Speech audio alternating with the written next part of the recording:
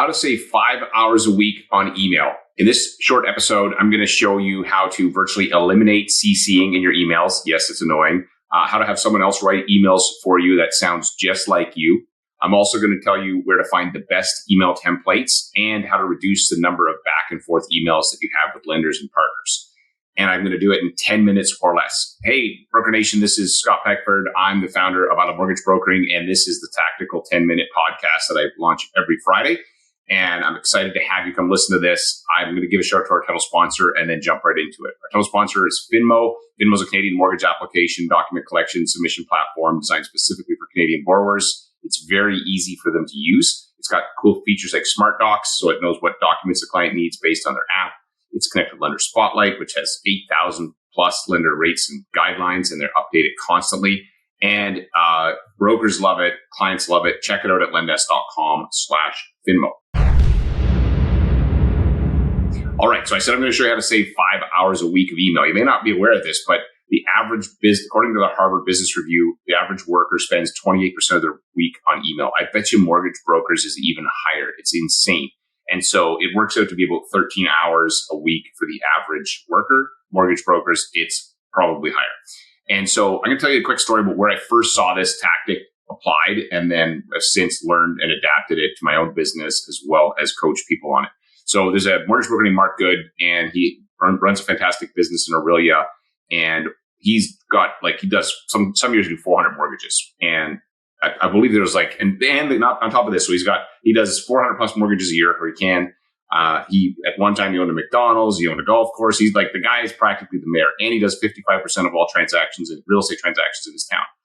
And so you're like, well, how does he get all this done? Well, obviously he has a team, but there's a team, and then there's the tactics that go underneath that team. And so one of the tactics that he applied was having a single inbox. So instead of emails going to everybody, and your team, and then sending them, oh, hey, this is for you, this is for me. He had one inbox. It was just Mark Good. And all emails would come in. His team would look at those emails and then sort anything that they couldn't handle, that he had to handle, would get dropped in a folder for him. And so it would immediately cut 80% of the emails out of his inbox, because most of them he didn't have to respond to, even higher actually. And so the tactic that I'm going to recommend, and so if you don't have an assistant at the moment and you're like, oh, Scott, but I'm listening to this whole episode anyway, because it's going to be helpful for you to build your business in a way that you can actually execute on this much easier when you do get your assistant. So back to the story. So he puts these emails into separate folders, and it reduces his email significantly, increases the response rate, and it just works like a hot damn. And so that's the first part of the tactic. The second part is okay, well, cool, we share an inbox, and then what if other people don't sound like me? How do I get them to write emails like me? So this happened to my business partner, Jules. So at the time, she had somebody else looking at her inbox, and she's a fantastic mortgage broker, but she's also wants to make sure that the communication is exactly the way that she wants it to be and wants it to sound like her. So what she would do, she started off by having her assistant draft up a response to the email, right? So she'd go into Gmail. So you can do this in any of these major these email platforms, but the system would draft up the response. Jules would look at it, make a couple tweaks if necessary, and then hit the send button. So there was an extra step there. But over time, her assistant got so good at writing the emails, she didn't have to do them anymore. And it sounded just like Jules. So if you're the kind of person who's like, hey, I want the emails to sound like me, no problem. The other thing you can do, so if you can do, that's one way if you want to do it. The other way you can do it is you can just have different signatures so that they know they're talking to a separate person.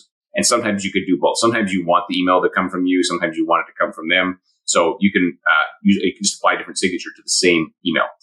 Another part, you sharing an inbox, do not use the email like info at whatever. That's a terrible prefix, because it'll often get caught in spam filters. So you're better off to just make it you. And side note to this, do not use your brokerage's email address that they give you, because if you ever leave or change companies, you're screwed. Your emails are gone. And so make sure that you own the URL and you own the domain that the email is set up to, so that, because this happened to me, change companies, like, oh, dang, all those emails now that people reaching out to me from 2-3 years ago that wanted to do a switch or renewal, you're not going to see them. So make sure you own your domain. That's a side tactic on top of this tactic. And I hope that makes sense. Okay. So have one inbox, use folders or use a system to divide out who's going to respond. Ideally, this is going to reduce 80% of your time on email. And we did this in our brokerage, and I initially we did it for all of the support emails that came in, and it worked pretty good. And then I hired an executive assistant. And I swear to you, I spend probably about an hour and a half a week on email max. And my emails get 90% of my emails get responded to really quickly because I'm not actually doing it. The ones that take a bit longer are the ones that I'm doing because I schedule time for it. But I literally cut my email time way down. And so as running a brokerage, all the things that are going on. And a lot of times, sometimes my assistant Chelsea will send the email with her signature. Some just send it with mine. Just depends on the situation. And it absolutely will save you a ton of time. I guarantee you'll save more than 5 hours a week if you do this. Like if you're a busy broker, you'll save more than 5 hours. So set up the shared inbox is the first thing. Use folders. Oh, templates. So where do you get good templates? So if you're like, Scott, this is awesome, I only have some templates. What I'd recommend you do is go into your sent folder, and you're going to see there that if you've been doing this for more than 5 minutes, every question that you can think of you've already responded to once before. Grab a glass of wine, do it in the evening, go through your drafts, look for when the times you were super dialed in and you're typing that email. It was like, man, I'm on fire today. This email is like awesome. Copy that thing, make it a template. So obviously in Gmail and Outlook, you can use templates, and then your admin and your team can actually use those templates to make it even faster for them to respond. Because some things are just auto responses that we do all the time. But the quickest way to get those, and the templates will be perfect because you wrote them. They're your voice. They're you, right?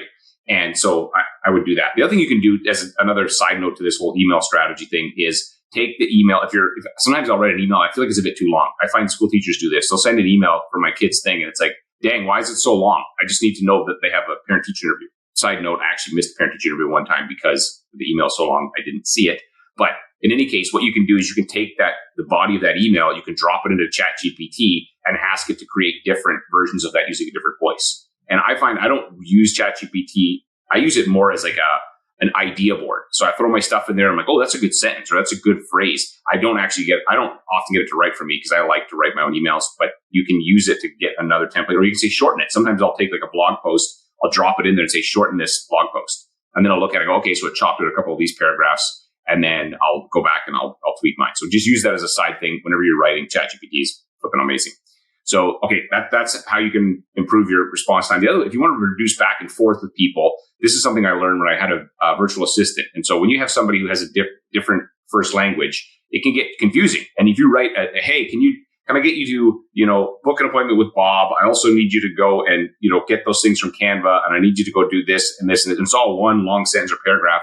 Well, it's really easy to miss those requests. And so what I discovered, I don't know who taught me this because it wasn't my idea, but what I discovered is that if I have requests or questions, number them.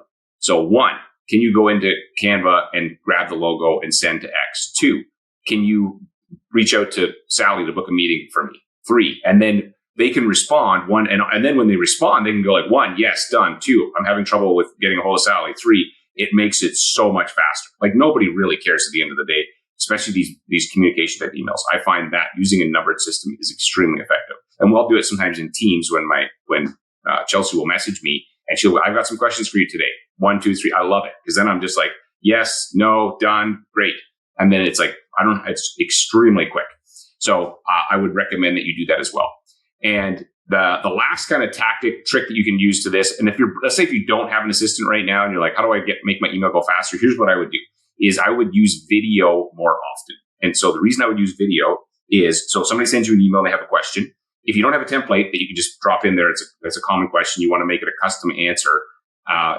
You can use a program like Loom or BombBomb. You basically turn on the screen recorder. You don't have to even turn on the camera yourself. You could just basically record the screen and answer the questions and say, hey, okay, you got a question about this. Here's your answer. The reason you can do it faster with video is especially if you don't worry about, and if you don't like having the camera on or your hair's not done, just don't turn on the camera for that one. Don't worry about it. But doing this will get you way better at video, by the way. This is a hack for becoming way more comfortable in videos, just be sending them all the time, every day. So you basically you have the email open and then you respond to the email and you just hit send button. The reason it's faster is because you don't have to worry about grammar. You don't have to worry about tonality. Like I've sent emails before that I thought were funny. I was trying to be funny, but it did not come off funny. And I really pissed off one of my underwriters one time because I was like, oh shoot. But if I did that with my voice, I'm like, hey man, I could change my tone. And they go, oh, okay, I know he's not being an asshole. And so you can actually write faster because you don't actually have to write it. You can just talk it. And so that's another hack that you can use if you don't have somebody to share. Hopefully you find that useful. And give it a try. I'd love to hear if you're doing this. If you got a different tactic on email, send me an email. I love learning, and I'll share it in an upcoming episode. So send an email to scott@mortgagebrokering.com. I'd love to hear your best email tactic or some version that you're doing that's different than what I talked about on this episode. Thanks again for listening. And remember, there's no problem in your mortgage business that somebody else hasn't already solved. The problem or the challenge is just finding who's got the answer. Hope you enjoy these short tactical episodes, and I will see you soon.